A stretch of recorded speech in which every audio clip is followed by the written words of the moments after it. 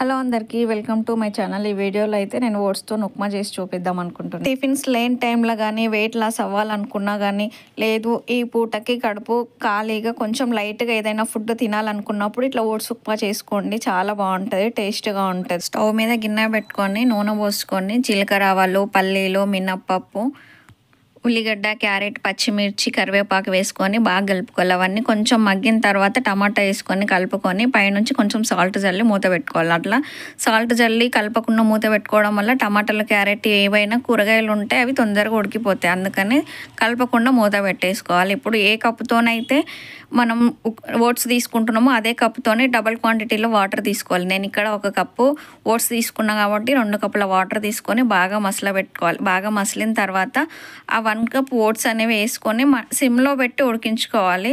హైలో పెట్టి చేసుకోవద్దు. ఓట్స్ ఉప్మా అనేది సిమ్లో పెట్టి ఉడికించుకొని ఫైనల్గా కొత్తిమీర వేసేసుకోవాలి. ఉడికిన తర్వాత కొత్తిమీర అనేది మీ ఆప్షనల్, ఇష్టం ఉంటే వేసుకోండి, లేకపోతే అట్లా అయినా తినేసేయచ్చు. ఏదైనా చట్నీలతోనైనా తినేసేయచ్చు. కంపల్సరీ ట్రై చేసి కింద కామెంట్ చేయండి.